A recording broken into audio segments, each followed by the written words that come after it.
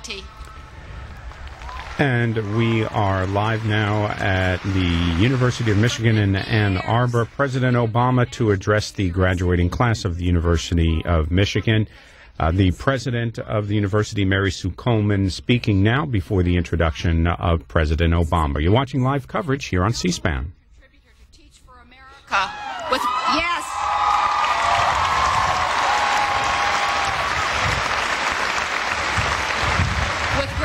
It's taking the lessons learned here in Ann Arbor to the most challenged school districts in the country. And this is a class of graduates who in past years have worked to rebuild Haiti, support military veterans, collect surplus military supplies for those with medical supplies for those without, and safeguard our natural environment. 4 out of 5 graduates have taken part in community service.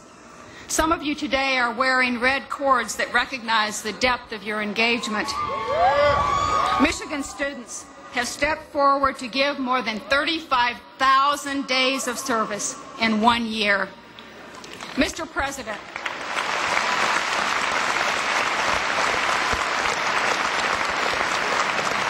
this has placed the University of Michigan on the President's Higher Education Community Service Honor Roll with distinction. But we can and we will do more and pledge to increase our numbers. Graduates, your community service is praiseworthy and important. It should also be unrelenting. Civic engagement is the foundation of a vibrant, prosperous society, and more than ever, as our neighborhoods and communities work through this economic downturn, your contributions matter. The 19th century author and clergyman Edward Everett Hale said, "I am only one, but I am one. I cannot do everything, but I can do something. And I will not let what I cannot do interfere with what I can do. I can do something." An earlier graduate of this university, Raoul Wallenberg, toiled in the dark days of World War II to rescue Jews from the death camps. He was only one, and he saved thousands. I can do something. Another graduate, Gerald Ford, felt his greatest impact would come through public service. For 24 years, he represented the people of Michigan in Congress, and then as president, led our country out of a constitutional crisis with his integrity. He was only one, and our democracy persevered. I can do something.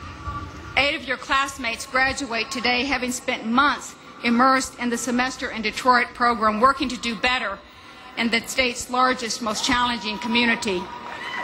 They left Ann Arbor to teach young people, create bike paths and walkways, advance economic justice, and turn blight into beauty.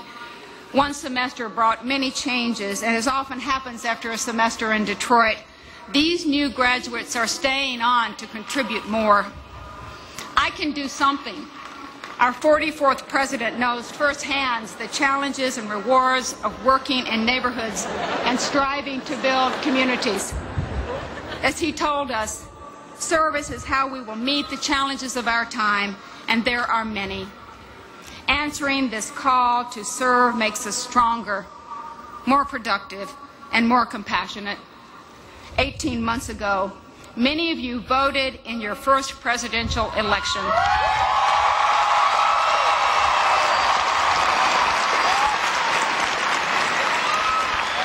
And you worked hard for your candidates. We expect nothing less from a campus that gave birth to both the college Republicans and the Students for a Democratic Society. Mr. President, you should know that on election night, thousands of Michigan students flooded the campus to celebrate your election.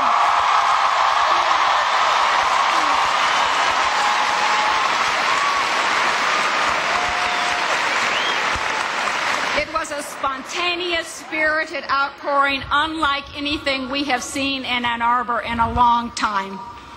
Graduates, remember that emotion.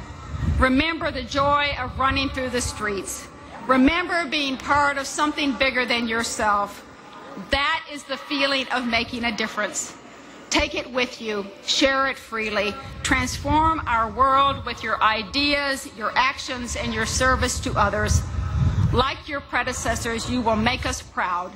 And like your predecessors, you will serve to inspire the next generation of Michigan graduates. For today, goodbye. For tomorrow, good luck. And forever, go blue!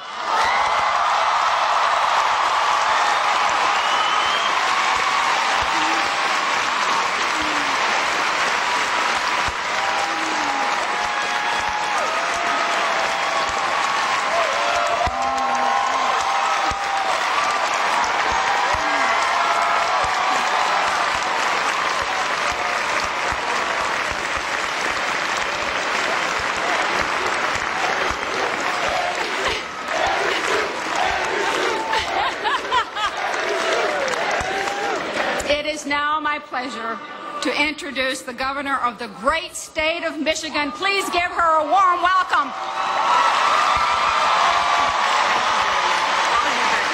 Great. Thank you, Mary Sue, President Coleman. Mr. President, aren't they magnificent? It's fitting that you would come to Michigan, for these are the leaders and best. And beyond them even, Michigan citizens are the real victors because you are now the President of the United States. And so as a result of that, some quick thanks are in order. On behalf of our 10 million citizens, Mr. President, thank you for supporting our auto industry.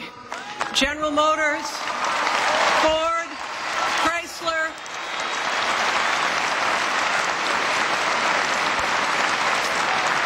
they all have bright futures now where 1 year ago, much darker clouds than these loomed overhead. Thank you, Mr. President, for supporting our economy.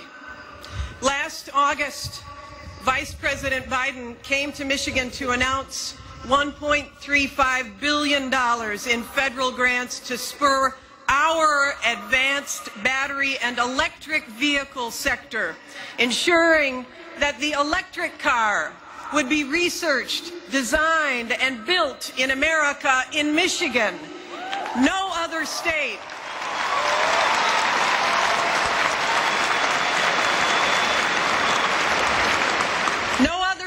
received a larger number of grants, and as a result, Mr. President, in just the past 9 months, 17 advanced battery companies and projects have located in Michigan, including one you were with in the Rose Garden yesterday, with the possibility here of creating 60,000 jobs over the next few years. We hope many for Wolverines.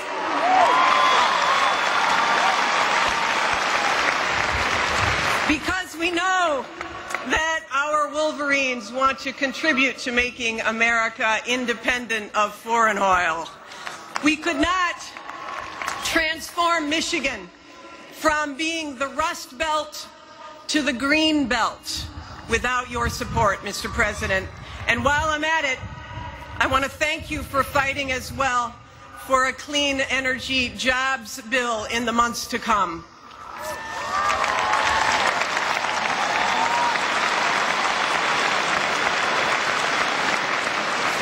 Thank you, Mr. President, for delivering on health care reform.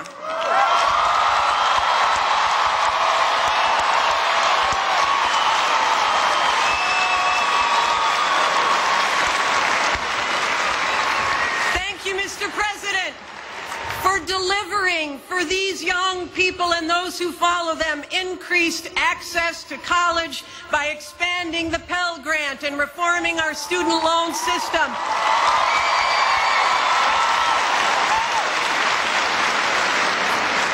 Thank you, Mr. President, for delivering the Recovery Act, and on behalf of the 90,000 people who are working directly or indirectly as a result of that act, Michigan thanks you, because those jobs are here. And I left out one important thanks, which is, and I know you'd like to give a uniquely Michigan show of gratitude for this one, thank you for coming here instead of that school to the south.